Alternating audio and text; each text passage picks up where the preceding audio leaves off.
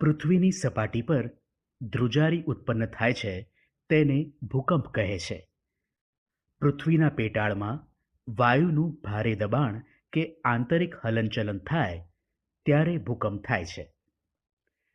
જ્વાળામુખી પ્રસ્ફુટનને કારણે પણ ભૂકંપ થાય છે. ભૂકંપ માપવા માટેના યંત્રને સિસ્મોગ્રાફ કહે છે. ભૂકંપમાં ખૂબ મોટું જાનમાલનું નુકસાન આવે છે. ભૂકંપને કારણે ભૂસ્ખલન કે જ્વાળામુખી ફાટવા જેવી પરિસ્થિતિ પણ ઊભી થાય છે. ભૂકંપને કારણે જ ક્યારેક જળ ત્યાં સ્થળ અને સ્થળ હોય ત્યાં જળ થઈ જાય છે.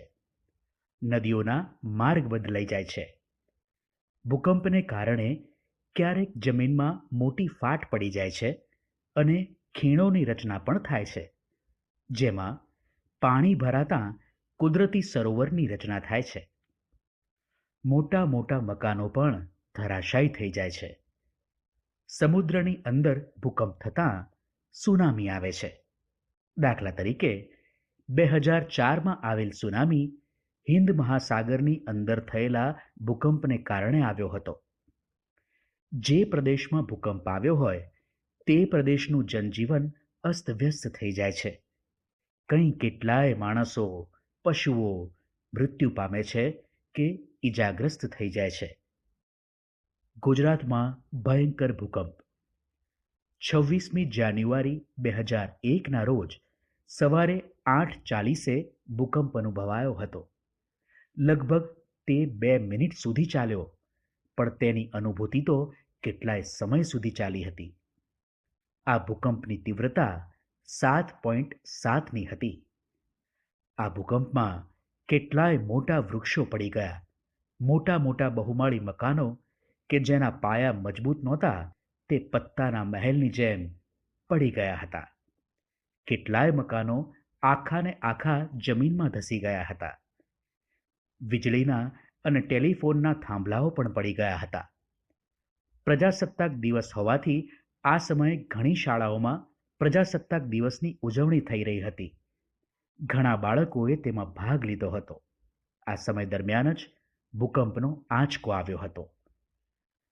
અનુભવી શિક્ષકોને ભૂકંપની ખબર પડી જતાં તેમણે બાળકોને સલામત સ્થળે શાળાના બહુમાળી મકાન અને મોટા વૃક્ષોથી દૂર ખુલ્લા મેદાનમાં ખસેડી દીધા હતા.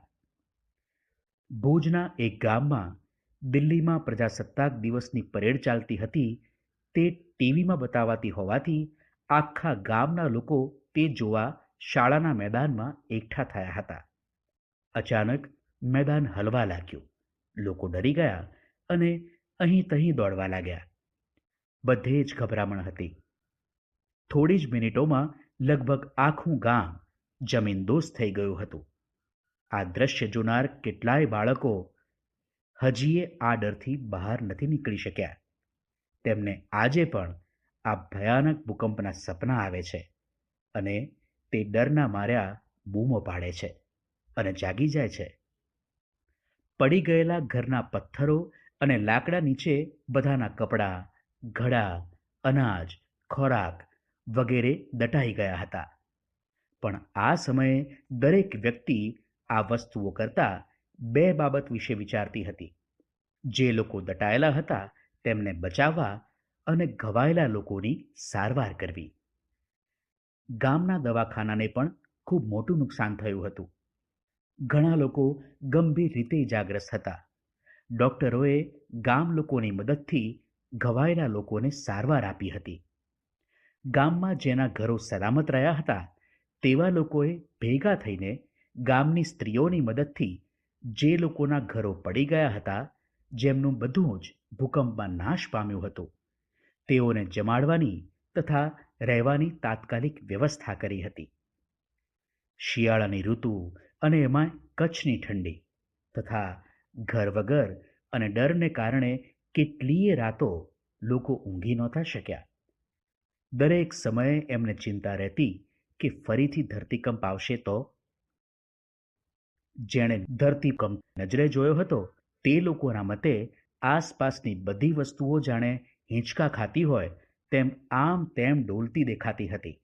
ધરતી પર ઊભા ઊભા જાણે આપણે ઊંચા નીચા થતા હોઈએ તેવું લાગતું હતું. ભૂકંપને કારણે ગુજરાતના અમદાવાદ તથા ભુજ જેવા મોટા શહેરોમાં ભારે જાનહાનિ થઈ હતી. ઘણા બધા લોકો પડી ગયેલા મકાનોની નીચે દટાઈ ગયા હતા. લગભગ 20,000 જેટલા લોકો મૃત્યુ પામ્યા હતા. જ્યાં જુઓ ત્યાં પડી ગયેલા મકાનો, વૃક્ષો વગેરેનો કાટમાળ જ દેખાતો હતો. કેટલાય લોકોએ પોતાનું સર્વસ્વ ગુમાવી દીધું હતું. કેટલાય બાળકો અનાથ બન્યા હતા. કેટલાય લોકો ઘર વિહોણા બન્યા હતા. આ ભૂકંપે તો ખૂબ તારાજી સર્જી હતી. છતાં મજબૂત મનોબળ અને એકબીજાના સહકારથી ફરી આ શહેરો બેઠા થયા અને આજે ધંધા રોજગાર અને વસ્તીથી ધમધમે છે. ધરતીકંપ થયાના કલાકમાં અગ્નિશામક દળ, પોલીસના જવાનો આવી પહોંચ્યા હતા અને ત્યાંના સ્થાનિક લોકોની સાથે મળીને બચાવ કાર્ય ચાલુ કર્યું હતું. ધરતીકંપ આવ્યાના થોડા દિવસો પછી બીજા શહેરોમાંથી લોકો શું થયું, કેટલું નુકસાન થયું છે, કેટલી અને કેવી રીતની મદદની જરૂર છે વગેરેની તપાસ કરવા આવ્યા હતા. સાથે તેઓ ખોરાક, દવાઓ અને કપડાં લઈને આવ્યા હતા. આ બધા લોકોમાં ઇજનેરો, સ્થપતિઓ, વૈજ્ઞાનિકો પણ હતા. અલગ અલગ જૂથોએ રહેવા માટે તંબુ બાંધવામાં લોકોને મદદ કરી. આ પ્લાસ્ટિકના તંબુઓમાં ઠંડીમાં રહેવું ખૂબ મુશ્કેલ ભર્યું હોવા છતાં લોકો રહ્યા હતા. ઇજનેર અને સ્થપતિઓએ ઘર માટે ખાસ પ્રકારની રચનાઓ બતાવી ઘર ફરી બનાવવાના સૂચનો કર્યા. ગામ લોકોએ તેમની મદદથી ઘર બનાવવાની રજૂઆત કરી તથા ગામની શાળા તે લોકો બનાવશે તેવું નક્કી કર્યું હતું. ગામના પુનર્વસન માટે ગામના બધા લોકોએ સાથે મળીને કામ કર્યું. કેટલાક લોકો તળાવ ખોદી માટી લાવ્યા તો કેટલાક માટી છાણ ભેળવી મોટા ગોળા બનાવ્યા. કેટલાકે આ ગોળા એકબીજા પર ગોઠવીને દિવાલો બનાવી. દિવાલોને ચૂનાથી ધોળી અને તેને સુંદર ભાતચિત્રો અને નાના નાના આભલાથી શણગારી હતી. માટી અને ઘાસ અને છાણની મદદથી છાપરું પણ બનાવ્યું. રાત્રિના અંધારામાં ઘર હીરાની જેમ ચમકતું હતું. ગામ લોકોને ઘર બનાવવા સરકાર તથા સ્થાનિક સંસ્થા દ્વારા સતત મદદ પહોંચાડવામાં આવતી હતી.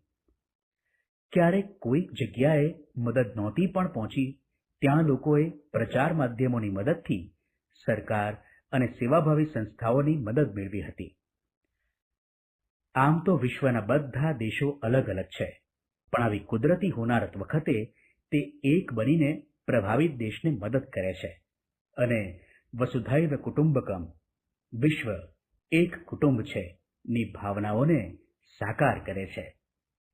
ભૂકંપના સમયે પણ દેશ વિદેશમાંથી ઘણી બધી સહાય લોકોને કરવામાં આવી હતી.